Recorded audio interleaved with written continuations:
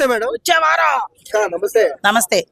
So Peddi రాబోతుంది, ఎలాంటి expectations ఉన్నాయి? పెద్ద సూపర్ గా హిట్ అవ్వాలని నేను కోరుకుంటున్నానండి. హిట్ అవుతుందని కూడా ఎక్స్పెక్టేషన్స్ బాగా ఉన్నాయి. So after game changer flop తర్వాత చాలా డిసప్పాయింట్ అయ్యారు ఫ్యాన్స్. సో బాబాయ్ హిట్ కొట్టారు, నాన్నగారు హిట్ కొట్టారు, ఇప్పుడు అబ్బాయి పెండింగ్. సో బ్లాక్ బస్టర్ పడుతుందా? అబ్బాయి కూడా కొడతారండి హిట్, ఎందుకంటే సాంగ్ లోనే ఉంది కదా కిక్కు.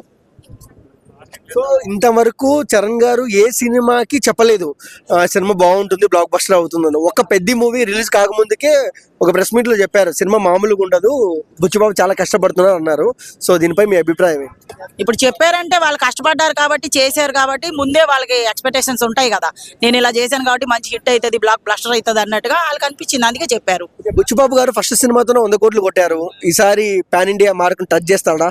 1000 కోట్లు కొడతారేమో ఈ సినిమా, మనం చెప్పలేం కదా. 1000 కోట్లు మా కుమార్ గారి డైలాగ్ నేను దొరికేశాను. రామ్ చరణ్ గారు చాలా హైట్ లో చిక్రీ స్టెప్ కోసము, ఒక 5 సెకండ్ల స్టెప్ కోసము చాలా కొండ మీద వేశారు ఆ స్టెప్. సో ఆయన హార్డ్ వర్క్ ఎలా అనిపిస్తుంది?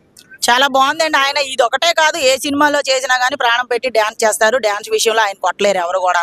తెలియని వాళ్ళు ఏంటంటే ఎవరెవరో ఎత్తుకుంటారు అంతే.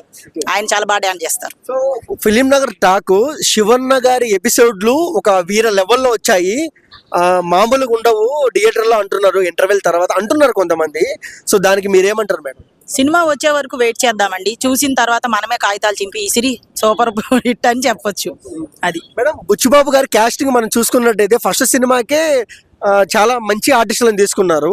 సో ఈసారి మీజాపూర్ లో ఉన్న మున్నాబాయ్ అంటే ఆయన తిట్లు కానివ్వచ్చు, ఆయన యాక్టివిటీ కానివ్వచ్చు, ఈ సినిమాలు కూడా బాగా ఉపయోగించుకున్నారు అంటున్నారు. సో ఎలా ఉంటుంది మేడం కాంబినేషన్ బాగుంటది కాబట్టి వాళ్ళు పెట్టుకున్నారండి. ఎందుకంటే అంత పెద్ద సినిమాలో మనకు ఒక అవకాశం రావాలంటే ఎన్నో కష్టాలు పడాలి.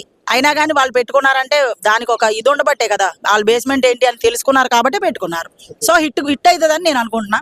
అందరూ హిట్ అవ్వాలని కోరుకోండి, 1000 కోట్లు రావాలని కోరుకోండి. థ్యాంక్స్.